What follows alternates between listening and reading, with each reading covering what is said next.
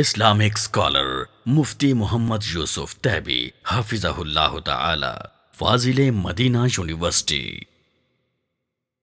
قال الله سبحانه وتعالى: من أجل ذلك كتبنا على بني إسرائيل أنه من قتل نفسا بغير نفس أو فساد في الأرض فكأنما قتل الناس جميعا ومن أحياها فكأنما أحيا الناس جميعا ولقد جاءتهم رسلنا بالبينات ثم إن كثيرا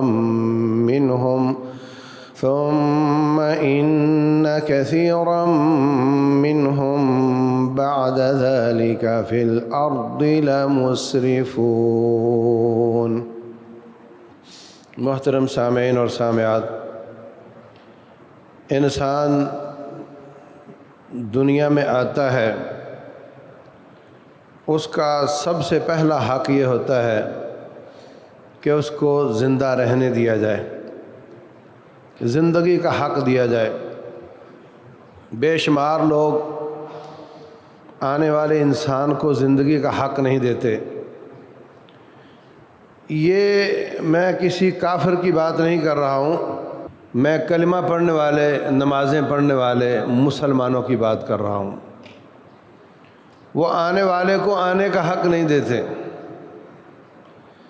ہسپتال بھرے پڑے ہیں، آپریٹ کروا رہے ہیں، مرد بھی کروا رہے ہیں، عورتیں بھی کروا رہی ہیں، وہ آنے والے کو آنے کا حق نہیں دیتے۔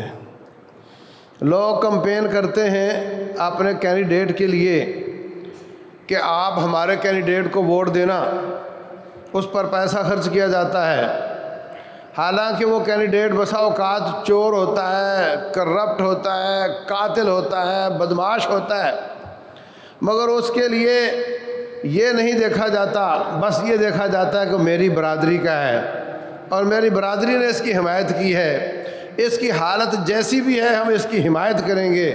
لیکن اس کے ایمان کا تقاضا کیا ہے کہ رسول اللہ صلی اللہ علیہ وسلم کی کمپین کی جائے، ان کے لیے ان کی حمایت کی جائے، ان کے سپورٹر بنا جائے۔ اس کے ایمان کا تقاضا یہ ہے۔ اور رسول اللہ صلی اللہ علیہ وسلم فرماتے ہیں: تزوج الودود الولود، ایسی عورت سے شادی کی کوشش کرو جن کے یہاں اولاد زیادہ ہوتی ہو اور جو شوہر سے زیادہ محبت کرتی ہوں۔ فَإِنِّي مُكَاثِرٌ بِكُمُ الْأُمَمْ، قیامت والے دن تمہاری تعداد کی کثرت کے ساتھ میں سابقہ امتوں کا مقابلہ کروں گا۔ ان کی حمایت اس میں ہے کہ انسان کو دنیا میں آنے سے نہ روکا جائے، نہ روکا جائے۔ بے شمار لوگ فون کر کے پوچھتے ہیں، ایسا پروپیگنڈا چلا ہے، ہم دو ہمارے دو، بچے دو ہی اچھے، ایسا پروپیگنڈا ہے کہ یہ قرآن اور حدیث سے اوپر ہو گیا ہے۔ لوگ اس پر ایمان لے آئے ہیں کتاب و سنت کو چھوڑ کر۔ عقیدے میں وہ ماشاءاللہ سے سلفی ہوگا، عمل میں وہ نمازی ہوگا، مگر اس کی فکری اصلاح نہیں ہوئی، اور وہ یہاں کھڑا ہے کہتا ہے جی ہم کوالٹی پہ اعتماد کرتے ہیں، کوانٹٹی پر نہیں کرتے۔ جھولے بھرے ہوئے ہیں، جھولے بھرے ہوئے ہیں، کچرے دان بھرے ہوئے ہیں، ہسپتال بھرے ہوئے ہیں۔ یہ فرعونیت ہے۔ یوں قتل سے بچوں کے وہ بدنام نہ ہوتا۔ افسوس کہ فرعون کو کالج کی نہ سوجی، ان لوگوں کو کالج کی سوجی، انہوں نے قوم کو ایجوکیٹ کیا اور ان کو یہ سبق پڑھایا کہ انسان کو زندگی کا حق نہیں دینا چاہیے۔ یہ جو اس طرح کی بکواسات کرتے ہیں، بچوں کی تعداد پر ہنستے مذاق کرتے، ڈسکرج کرتے, حوصلہ شکنی کرنے والے, اگر ان کا باپ اس طرح کا ہوتا تو یہ نسل گندی ہمارے پاس نہ آتی. اگر وہ بھی یہی سوچتا, وہ بھی ڈسکرج کرنے والا ہوتا تو یہ گندے ہمارے پاس نہ آتے. ہمارے پیارے حبیب صلی اللہ علیہ وسلم فرما رہے ہیں کہ تعداد زیادہ کرو, میں تمہاری کثرت پر سابقہ امتوں کا مقابلہ کروں گا. اپنے نبی کو جتوانا چاہیے کہ نہیں صلی اللہ علیہ وسلم. اور جو لوگ تمہیں سبق پڑھاتے ہیں پاپولیشن کو کنٹرول کرنے کا, وہ اپنا ماتھا پکڑ کے بیٹھے ہوئے ہیں کہ ہماری پاپولیشن کم ہو گئی, ہم پریشان ہیں. برطانیہ والے اتنے پریشان ہیں, وہ کہتے ہیں مسلمان کمیونٹی جو وہاں پر ہے اگر ان کی یہی سپیڈ رہی اور جو وہاں پہ عیسائی کمیونٹی ہے ان کی یہی ہڑتال رہی تو 2030 میں میجورٹی مسلمانوں کی ہوگی اور وزیر اعظم مسلمان ہوگا. وہ یہ کہہ رہے ہیں. چائنا دنیا کی سب سے بڑی پاپولیشن, انہوں نے یہ سبق پڑھایا قوم کو کہ بچہ ایک ہی اچھا, بلکہ ایک نہیں, انہوں نے جو ایک سے زیادہ ہو اس کو قتل کرنا شروع کیا اور فرعون سے بھی زیادہ برے طریقے سے قتل کرنا شروع کیا. میں بتا نہیں سکتا. اور آج نتیجہ یہ ہے کہ ان کے پاس بڈھوں کی تعداد زیادہ ہے, کام کرنے والے ہاتھ نہیں, اور مارا مارا پھرتا ہے. کبھی کہتا ہے سی پیک بنا دو, کبھی برما کی طرف سے بناتا ہے, کبھی چائنا کی طرف سے یا آپ کے ایران کی طرف سے, کبھی پاکستان کی طرف سے, کہ ہمیں کام کرنے والے ہاتھ آئیں, اس لیے کہ اگلی نسل ہماری بوڑھی ہے اور بچے ابھی لیٹ ہیں اور جوان ہمارے پاس تھوڑے ہیں. جب آپ کے گھر بچہ پیدا ہوتا ہے آپ کو خوشی ہوتی ہے, اس کا مطلب بچہ اچھا ہوتا ہے. جب ایک اچھا ہوتا ہے تو دو بھی اچھے ہوتے ہیں, دو اچھے ہوتے ہیں تو چار بھی اچھے ہوتے ہیں. اور ہر بچہ اپنی فائل کھلوا کر آتا ہے اور اس کا رزق اللہ تعالیٰ کے پاس ہے, تیرے پاس نہیں ہے. باپ مر جائے تو کیا بچہ بھی مر جاتا ہے؟ اگر وہ باپ کے سر پہ تھا تو پھر کیسے چل رہا ہے وہ؟ نحن نرزقکم وإیاہم, تمہیں بھی ہم رزق دیتے ہیں ان کو بھی ہم رزق دیتے ہیں. عقیدہ ٹھیک کرو اپنا, تمہیں بھی ہم رزق دیتے ہیں. لا تقتلوا النفس لا تقتلوا اولادکم خشیۃ املاق, اپنی اولاد کو فقیری اور بھوک کے ڈر سے قتل نہ کرو, اس کی روٹی بھی میرے ذمہ ہے, تیری روٹی بھی میرے ذمہ ہے. اور جتنا لکھوا کر لائے اتنا ہی کھاؤ گے. رسول اللہ صلی اللہ علیہ وسلم فرماتے ہیں القی فی روعی ان النفس لن تموت حتی تستکمل رزقها, اللہ نے مجھے وحی کی ہے کہ بندہ جب تک اپنا رزق پورا نہ کر لے اس وقت تک مرے گا نہیں. اس لیے طریقہ کار حلال کا رکھو, جو لکھا ہے کھا کر ہی مرو گے. اگر بچے تھوڑے رزق زیادہ تو بھی لکھا ہی کھاؤ گے, اگر رزق زیادہ ہے تو ڈاکٹر منع کر دے گا, بولے تو تیل اس لیے نہیں کھا سکتا کہ تیرا کولیسٹرول زیادہ ہے, اور میٹھا اس لیے نہیں کھا سکتا کہ تیری شوگر زیادہ ہے, نمکین اس لیے نہیں کھا سکتا کہ تیرا بی پی زیادہ ہے. بس تو دو ایک سلائس لے لیا کر, مطلب تیرا جو لکھا تھا نا ختم ہو رہا ہے, اب تو نہیں کھا سکتا. تو انسان کا پہلا حق اسلام نے دیا ہے جینے کا حق. عہد نبوت میں, اس سے پہلے جاہلیت میں لوگ بچی پیدا ہوتی تو اس کو قتل کر دیا کرتے تھے.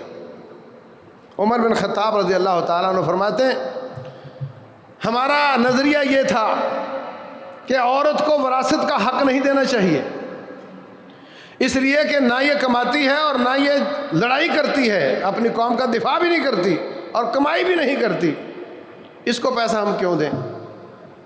اسلام نے آ کر کے اس کو وراثت کا حق بھی دیا اور اس کو جینے کا حق بھی دیا۔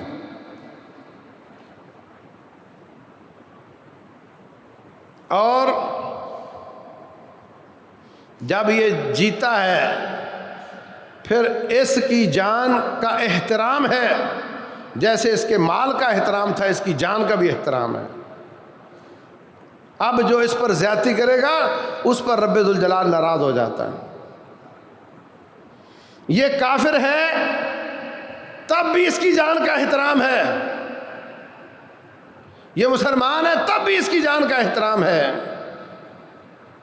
اللہ فرماتے ہیں من قتل نفسا بغیر نفس او فساد فی الارض، جو شخص ناحق کسی شخص کو قتل کرتا ہے، وہ کافر ہو یا مسلمان ہو، فکأنما قتل الناس جميعا، گویا کہ اس نے ساری انسانیت کو قتل کر دیا ہے۔ ومن احیاها، اور جو اس نے ایک جان کو زندہ کیا، ایک شخص کی جان بچائی، فکأنما احیا الناس جميعا، گویا کہ اس نے ساری کائنات کو زندہ کر دیا۔ آدم علیہ السلام کے دو بیٹوں کا قصہ بیان کیا ہے رب ذوالجلال نے، وَاتْلُ عَلَيْهِمْ نَبَأَ ابْنَيْ آدَمَ بِالْحَقِّ اِذْ قَرَّبَا قُرْبَانًا فَتُقُبِّلَ مِنْ أَحَدِهِمَا وَلَمْ يُتَقَبَّلْ مِنَ الْآخَرِ، دونوں نے قربانی پیش کی، ایک کی قربانی قبول ہو گئی، دوسرے کی قربانی قبول نہیں ہوئی۔ وہ کہتا ہے میں تجھے قتل کر دوں گا، وہ کہتا ہے کر دے، میں آگے سے ہاتھ نہیں اٹھاؤں گا، میں تیرے سامنے ہاتھ نہیں اٹھاؤں گا، کر دے، لیکن یاد رکھ انما یتقبل اللہ من المتقین، اللہ عبادت اس کی قبول کرتا ہے جس کے دل میں اللہ کا خوف ہوتا ہے، ہر ایک کی نہیں۔ اس نے اس کو قتل کر دیا۔ قتل کے بعد اللہ نے کوا بھیجا، کوے نے ایک کوے کو مٹی میں دفن کیا، اس کو سمجھ آئی کہ مجھے اب اس کو مٹی میں دفن کرنا چاہیے۔ رسول اللہ صلی اللہ علیہ وسلم فرماتے ہیں قیامت تک جتنے لوگ ناحق قتل ہوں گے، جتنا قاتلوں کو گناہ ملے گا اتنا اس آدم کے پہلے بیٹے کو بھی گناہ ملے گا، کیونکہ اس نے گناہ کی رسم شروع کی تھی، قتل کا کام شروع کیا تھا۔ جنگ عظیم اول میں دوم میں کتنے مارے گئے؟ امریکہ نے امریکہ پر قبضہ کرنے کے لیے کتنے لاکھوں ریڈ انڈین قتل کیے، افریقہ میں کتنے قتل ہوئے، روس نے افغانستان اور آذربائیجان اور ترکمانستان ان علاقوں میں کتنے قتل کیے، ناٹو نے آ کر کے عراق، افغانستان اور شام میں کتنے قتل کیے، کتنے ہندوستان میں پارٹیشن کے وقت شہید ہوئے، کتنے کشمیر اور فلسطین میں شہید ہوئے۔ سب کو جتنا گناہ ملے گا اتنا اس پہلے آدم زادے کو ملے گا جس نے پہلا قتل کیا، اور گناہ کتنا ہے؟ اللہ فرماتے ہیں من قتل مؤمنا متعمدا، جو مومن کو جان بوجھ کر قتل کرتا ہے، فجزاؤہ جہنم، اس کا ٹھکانہ آگ، فجزاؤہ جہنم خالدا فیہا وغضب اللہ علیہ ولعنہ واعد لہ عذابا عظیما، اللہ تبارک و تعالیٰ اس پر ناراض ہوتا ہے، رب ذوالجلال اس پر پھٹکار کرتا ہے اور اس کے لیے بہت بڑا عذاب تیار کیا ہوا۔ چھوٹی سی بات نہیں ہے، انسان کو قتل کر دینا یہ چھوٹی سی بات نہیں ہے۔ آج انسان بہت سستا ہو چکا ہے، آج گلی محلے میں قتل ہو رہے ہیں، باپ بچوں کو، بچے باپ کو قتل کر رہے ہیں، چھوٹی سی بات پر بندہ قتل ہو جاتا ہے، اس لیے کہ اس کی اہمیت اس کے ذہن میں نہیں ہے، سمجھتا ہے مولی کاٹ دی، گاجر کاٹ دی، انسان کاٹ دیا۔ کیا حال تھا کراچی میں پچھلی دہائی میں، کس قدر انسان قتل ہوتے تھے، یہاں بھی ہوتے ہیں۔ اس لیے کہ انسان کی حرمت، مسلمان کی حرمت کا اندازہ نہیں ہے۔ رسول اللہ صلی اللہ علیہ وسلم فرماتے ہیں، آپ کعبۃ اللہ کا طواف کر رہے ہیں، کعبۃ اللہ کو مخاطب ہو کر فرماتے ہیں، ما اعظمکی و اعظم حرمتکی،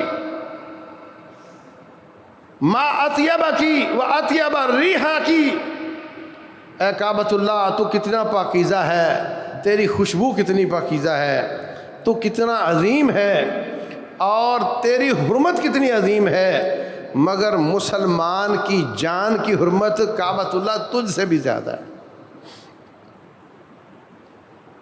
اور حجۃ الوداع کے موقع پر رسول اللہ صلی اللہ علیہ وسلم فرماتے ہیں، یہ کون سا دن ہے؟ 9 ذی الحجہ کا دن، حج کا دن، بابرکت دن، عظیم دن، یہ کون سا شہر ہے؟ کعبۃ اللہ، مکہ، احترام والا شہر، یہ کون سا مہینہ ہے؟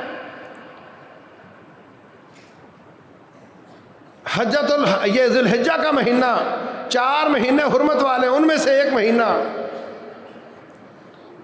کہا ان دماءکم واموالکم واعراضکم حرام علیکم، تمہارے مال، تمہاری عزتیں، تمہاری جانیں تم پر حرام ہیں، کہ حرمت یومکم ھذا فی بلدکم ھذا، جیسے یہ شہر حرام ہے، حرمت والا ہے، جس طرح کا یہ دن حرمت والا ہے، ایسے ہی مسلمانوں کی عزت اور جان اور مال حرمت والا ہے۔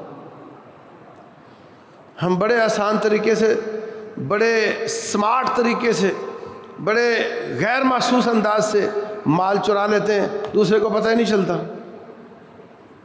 اور بڑے چالاک سمجھتے ہیں اپنے آپ کو، کسی کی عزت برباد کر دیتے ہیں، ہمیں احساس نہیں ہوتا، دوسرے کا خون نکال دیتے ہیں، اس بات کا احساس نہیں ہوتا۔ لیکن رسول اللہ صلی اللہ علیہ وسلم فرماتے ہیں، انسان کی حرمت، مسلمان کی حرمت ایسے ہے جیسے کعبۃ اللہ کی حرمت ہے، بلکہ اس سے بھی زیادہ عظیم حرمت ہے۔ عمر بن خطاب رضی اللہ تعالیٰ عنہ فرماتے ہیں، رسول اللہ صلی اللہ علیہ وسلم نے فرمایا کہ جتنے بھی گناہ انسان کرتا ہے، قریب ہے کہ رب ذوالجلال اس کو معاف کر دے، چاہے تو معاف کر دے، لیکن جو شخص کفر پر مر گیا یا جس نے کسی انسان مسلمان کو قتل کیا، اس کو معافی نہیں ملے گی، اس کو معافی نہیں ملے گی۔ ایک طرف یہ حدیث ہے، دوسری طرف وہ بھی حدیثیں ہیں کہ قتل والے کو رب نے معاف کیا، لیکن یاد رکھو باقی گناہوں کے بارے میں یہ لفظ نہیں آئے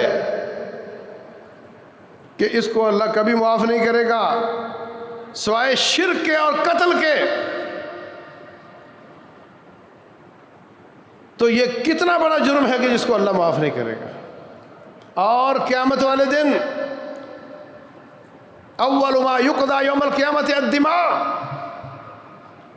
سب سے پہلے فیصلے خون کے ہوں گے، باقی جتنے بھی جرم ہیں ان کے فیصلے بعد میں ہوں گے، سب سے پہلے فیصلے قتل کے ہوں گے، خون کے ہوں گے، اور مقتول قاتل کو پکڑ کر لائے گا، اے اللہ اس نے مجھے قتل کیا تھا، اس کا سر، اس کے ماتھے کے بال اس کے ہاتھ میں ہوں گے، اس کی رگوں سے خون نکل رہا ہوگا، اور اس قابل ترس حالت میں رب ذوالجلال کے عرش کے قریب تر ہو جائے گا کہ یا اللہ اس سے مجھے بدلہ لے کر دیں۔ آدم علیہ السلام کے بیٹے نے جب قتل کرنا چاہا، دوسرے نے کیا جواب دیا؟ انی ارید ان تبوء باسمی و اسمک فتکون من اصحاب النار، میں آگے سے ہاتھ نہیں کھڑا کروں گا، میں دفاع نہیں کروں گا، تو قتل کر دے، میں تو چاہتا ہوں کہ قیامت والے دن میرے گناہ بھی تیرے سر پہ ہوں، تیرے بھی تیرے سر پہ ہوں، اور تو آگ میں جائے اور میں جنت میں چلا جاؤں۔ اس کے گناہ قاتل کے سر پر کیسے ہوں گے؟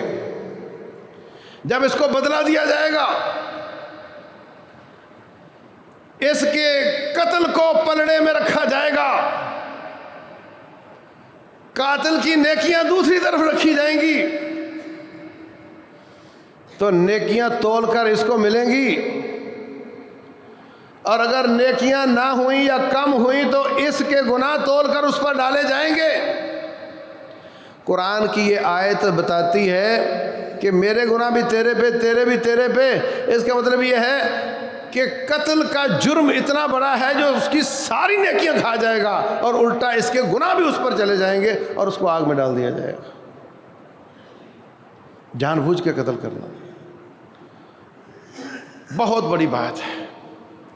رسول اللہ صلی اللہ علیہ وسلم فرماتے ہیں لا یحل لامرئ مسلم، لا یحل دم امرئ مسلم، مسلمان کا خون دوسرے کے لیے حلال نہیں ہوتا الا باحدی ثلاث، یا تو وہ قاتل ہو تو حکمران کے ساس میں اس کو قتل کر دے، نمبر 2 شادی شدہ بدکار ہو تو اس کو رجم کر دیا جائے تو اس کا خون حلال ہو جاتا ہے حکمران کے لیے، نمبر 3 دین چھوڑ دے علیہ باللہ، کفر میں واپس چلا جائے تو مرتد کی سزا قتل ہوتی ہے۔ ان 3 کے علاوہ کوئی وجہ نہیں کہ کسی مسلمان کو قتل کیا جائے۔ مسلمان تو مسلمان ہیں۔ رسول اللہ صلی اللہ علیہ وسلم فرماتے ہیں جو شخص کسی کو امان دینے کے بعد قتل کرے، امان تو کافروں کو دی جاتی ہے نا، مسلمان کے لیے تو امان ہی امان ہے، جو شخص کسی کو امان دینے کے بعد قتل کر دے، میں محمد میرا اس مسلمان کے ساتھ کوئی تعلق نہیں ہے، میں اس سے بری ہوں، میرا اس سے کوئی تعلق نہیں ہے۔ اور رسول اللہ صلی اللہ علیہ وسلم فرماتے ہیں من قتل معاہدن، جس شخص نے ایسے کافر کو قتل کیا جس کا مسلمانوں کے ساتھ معاہدہ تھا، لم یرہ رائحۃ الجنہ، اس کو جنت کی خوشبو بھی نہیں ملے گی۔ مسلمان قتل کر رہا ہے کس کو؟ کافر کو۔ مسلمان قتل کر رہا ہے کس کو؟ کافر کو۔ کہا اس مسلمان کو جنت کی خوشبو نہیں ملے گی۔ 40 سال کی مسافت ابھی باقی ہوگی، جنت کی خوشبو آ رہی ہوگی، اس کا مطلب یہ جنت کے قریب بھی نہیں جا سکتا۔ مسلمانوں ہوش کرو، کیا ہو رہا ہے ہمارے معاشرے میں؟ کافر 3 قسم کے ہوتے ہیں۔ ایک کافر جو ملک میں رہتے ہیں، نیشنل ہیں،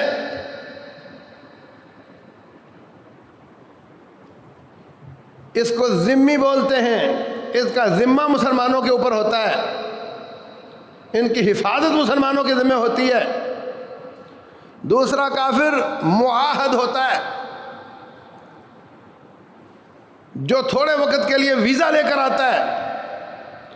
ویزا ایک کانٹیکٹ ہوتا ہے، ویزا ایک معاہدہ ہوتا ہے کہ تو ہمارے ملک میں آئے گا، تیرے یہ حقوق ہوں گے اور تو یہ کام کرے گا، یہ نہیں کرے گا۔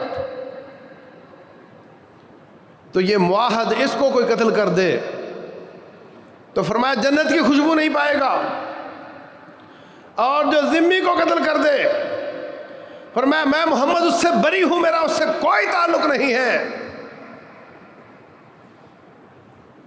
اور جو مسلمان کو قتل کر دے اس کا کیا حال ہوگا؟ اللہ اکبر۔ تو میرے عزیز بھائیوں، اپنی اولادوں کی اصلاح کرو۔ قتل کے اسباب کئی ہوتے ہیں، بسا اوقات کسی نفسیاتی تکلیف کی وجہ سے لوگ قتل کر دیتے ہیں۔ نفسیاتی طور پہ اس کو سمجھ نہیں آئی، اس نے پکڑا، مارنا شروع کر دیا، اپنے بچے بیوی کو مار دیا۔ بسا اوقات بے صبری کی وجہ سے ہوتا ہے، بچوں کو بھی قتل کر دیا، اپنے آپ کو بھی کر دیا۔ ان کا قتل بھی بہت بڑا جرم ہے، اپنا قتل بھی بہت بڑا جرم ہے، اس لیے کہ تو اپنے آپ کا بھی مالک نہیں ہے۔ میرا جسم میری مرضی نہیں، نہ یہ تیرا جسم ہے نہ تیری مرضی ہے۔ اگر تیرا ہوتا تو خودکشی جائز ہوتی، اگر تیرا ہوتا تو گردے بیچنے جائز ہوتے، یہ تیرا نہیں، یہ اللہ کی امانت ہے، اس لیے خودکشی جائز نہیں۔ رسول اللہ صلی اللہ علیہ وسلم فرماتے ہیں جو شخص خودکشی کرتا ہے، جس طریقے سے کرتا ہے وہی طریقہ بار بار اپناتا رہے گا قیامت آنے تک۔ معلوم نہیں قیامت 1000 سال بعد ہے یا 10,000 سال بعد ہے یا 500 سال بعد ہے، اللہ کے علم میں ہے۔ اس وقت تک اسی طریقے سے اگر چھری ماری تو چھری مارتا رہے گا، پھر روح واپس آتی رہے گی۔ زہر کھائیے تو بار بار زہر کھائے گا، پھر روح واپس آئے گی، پھر زہر کھائے گا، قیامت تک یہی حال ہوتا رہے گا۔ جس نے اپنے آپ کو ڈبو لیا وہ بار بار ڈوبے گا، جس نے پہاڑ سے چھلانگ لگائی وہ بار بار لگائے گا۔ قیامت تک اس نے دنیا کی تکلیفوں سے تنگ آ کر خودکشی کی تھی کہ شاید روح نکلنے سے راحت ملے، اس کو روح نکلنے پر وہی تکلیف بار بار آئے گی حتیٰ کہ قیامت آ جائے۔ اور یہ اتنا بڑا جرم ہے کہ رسول اللہ صلی اللہ علیہ وسلم نے اس کا جنازہ پڑھنے سے منع کر دیا۔ توحید والا ہو، مومن مسلمان ہو، خودکشی کر لے، عوام اس کا جنازہ پڑھ سکتی ہے، لیکن جو امام صاحب ہیں، جو بڑے آدمی ہیں، وہ نہ پڑھیں تاکہ لوگوں کو سمجھ آئے کہ اس نے بہت بڑا جرم کیا ہے۔ تو اپنے آپ کو قتل کرنا، بیوی بچوں کو قتل کرنا، اس سے انسان کے بسا اوقات عمل ضائع ہو جاتے ہیں۔ رسول اللہ صلی اللہ علیہ وسلم کے زمانے میں غزوہ خیبر چل رہا ہے، کتنی بڑی سعادت کی بات ہے، نبی صلی اللہ علیہ وسلم کا چہرہ انور دیکھنے کو مل رہا ہے، آپ کی قیادت میں جہاد ہو رہا ہے۔ جہاد تو ویسے ہی بہت عظیم کام ہے، صحابہ اکرام کا ساتھ ہے، نبی صلی اللہ علیہ وسلم کی قیادت ہے، کتنی بڑی سعادت ہے۔ اللہ اکبر۔ ایک نوجوان اتنی بہادری سے لڑ رہا ہے، جدھر جاتا ہے دشمن راستہ چھوڑ دیتا ہے، ان کی صفوں میں گھس جاتا ہے۔ وقفہ ہوا، لوگ کہنے لگے یار یہ کون بچہ ہے جوان ہے، واہ بھائی واہ، یہ تو اگر شہید ہوا تو سیدھا جنت ہی جائے گا۔ رسول اللہ صلی اللہ علیہ وسلم فرماتے ہیں کیا بول رہے ہو، رب کے فیصلے آپ کر رہے ہو؟ اما انہ من اہل النار، یہ تو آگ میں جائے گا۔ پریشان ہو گئے، ایک ساتھی نے اس کی ریکی شروع کر دی، جدھر جدھر جاتا اس کے پیچھے پیچھے لڑتا رہا، بے دریغ ہو کر بہادری کے ساتھ لڑتا رہا، بہت کو کاٹا، پھر اس کو زخم آئے، اپنے زخموں کو برداشت نہ کر سکا، نہ تو چل سکتا تھا نہ روح نکلتی تھی، اپنی تلوار کا دستہ زمین پہ رکھتا ہے، اس کی نوک سینے پہ رکھتا ہے اور اپنا وزن اوپر دے دیتا ہے۔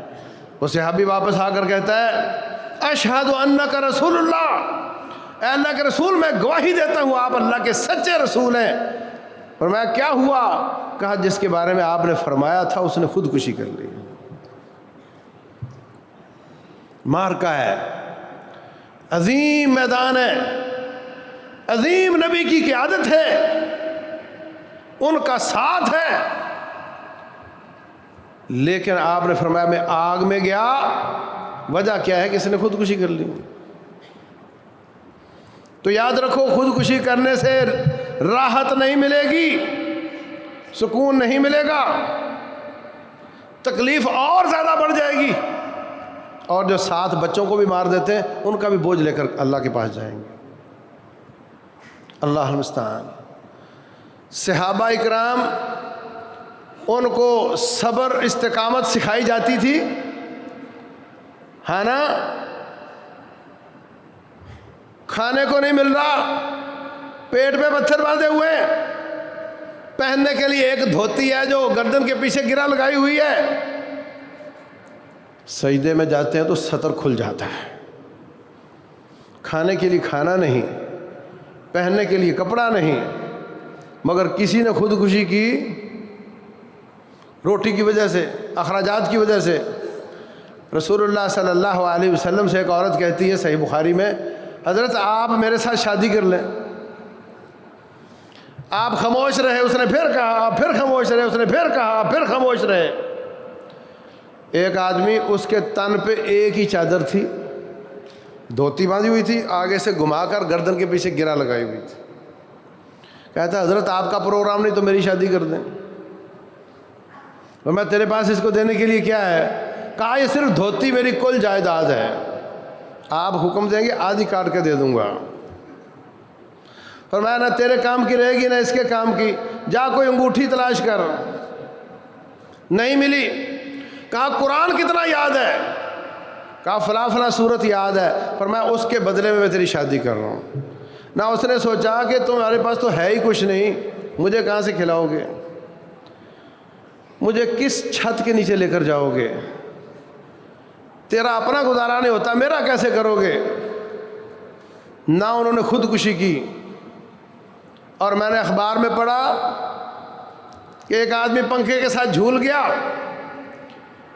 اور اس کی جیب سے رکا نکلا، لکھا ہوا تھا کہ بچوں نے، میں نے چھوٹی عید پر بچوں کو کپڑے بنا کر دیے تھے اور بڑی عید آ رہی تھی، بچے کپڑے مانگ رہے تھے، میرے پاؤں کو لپٹ لپٹ کر رو رہے تھے، میرے پاس ان کے لیے کپڑے دینے کے لیے نئے کپڑوں کے پیسے نہیں تھے، میرے جینے کا کیا فائدہ اگر میں بچوں کو کپڑے نہ دے سکوں، اس لیے میں تو جا رہا ہوں۔ سب کچھ ہے، کپڑوں کے اتنے جوڑے ہیں کہ رکھنے کے لیے جگہ نہیں ہے، مگر عید کے لیے نیا جوڑا نہیں ملا تو میں جا رہا ہوں۔ یہ صبر کی کمی ہے، اسٹیمنا نہیں ہے، تربیت نہیں ہے کہ آپ کے پاس اللہ کا دیا بہت کچھ ہے، کیوں ایسا کر رہے ہو؟ تو کوئی کسی کافر کو قتل کرے ناحق، ایک حربی ہوتا ہے جو مسلمانوں سے لڑ رہا ہوتا ہے، اس کو قتل کرنا ثواب کا کام ہے۔ فرمایا جس شخص نے ایک کافر کو قتل کر دیا، وہ کافر اور یہ مسلمان جہنم میں جمع نہیں ہو سکتے۔ دوسرا ہوتا ہے جو ویزا لے کر آتا ہے، تیسرا جو ملک میں رہتا ہے۔ ان دونوں کے بارے میں فرمایا جو قتل کرے گا میں اس سے بری ہوں، اس کو جنت کی خوشبو نہیں آئے گی۔ تو ان کو قتل کرنا بھی منع، مسلمان کو قتل کرنا بھی منع، اپنی جان کو قتل کرنا بھی منع۔ تو کچھ لوگ بے صبری کی وجہ سے قتل کر دیتے ہیں، کچھ لوگ غیرت کی وجہ سے قتل کر دیتے ہیں، مگر ان کی غیرت لیٹ آتی ہے۔ بچی نکل گئی، اللہ سب کی عزتیں محفوظ رکھے، اب جناب اس کو بھی قتل کر دو، اس کے ساتھ جو لے کر گیا تھا اس کو بھی کر دو۔ پہلی بات تو یہ کہ تو اب تک سو رہا تھا، وہ ایک دن میں تو نہیں رابطے ہوتے سارے، جب وہ کالج میں پڑھتی تھی تو سو رہا تھا، وہاں کے حالات کیا ہیں؟ یہ سارا کام ایک دن میں نہیں ہوتا۔ نمبر 2، اگر انہوں نے جرم کیا ہے، رب نے اس کی سزا 100 کوڑے رکھی ہے، تو نے اس کی سزا قتل کیوں رکھ دی؟ غیر شادی شدہ اگر گناہ کرتا ہے تو اس کی سزا کیا ہے؟ 100 کوڑے۔ رب نے اس کی سزا 100 کوڑے رکھی، تو نے اس کی سزا قتل کر دی ہے، تجھے کس نے اختیار دیا ہے؟ تو رب سے بڑا ہے؟ اس بچی کو رب نے پیدا کیا، تو نے پیدا کیا ہے، تو نے جنے رب نے پیدا کیا ہے، اس کا حق زیادہ ہے، وہ اس پہ شفقت کرتے ہوئے یہ سزا دے رہا ہے اور تو اس کو قتل کر رہا ہے۔ رسول اللہ صلی اللہ علیہ وسلم فرماتے ہیں اللہ تبارک و تعالی بہت غیرت مند ہے، فلذلک حرم الفواحش، یہی وجہ ہے کہ اس نے بے حیائی کو حرام کیا ہوا ہے۔ کسی کی لڑکی اس کو کوئی چھیڑے تو اس کے بھائی کو غیرت آتی ہے، اس لیے کہ ان دونوں کا ابا ایک ہے۔ اس سے کہیں زیادہ غیرت اللہ کو آتی ہے، کیونکہ اس نے اس کو پیدا کیا ہے، اس کا تعلق زیادہ مضبوط ہے، اس نے اس کی سزا 100 کوڑے رکھی ہے، تو کیوں قتل کر رہا ہے اس کو؟ اور پھر یہ سزا دینا تیرا کام ہی نہیں ہے، یہ تو حکمران کا کام ہے، قاضی کا کام ہے۔ تو گھر بیٹھا قاضی بھی کیسے بن گیا، جلاد کیسے بن گیا، سارے اختیارات انہیں اپنے ہاتھ میں لے لیے۔ یہ سارے جرم ہیں جو ہمارے معاشرے میں ہو رہے ہیں، اللہ المستعان۔ اور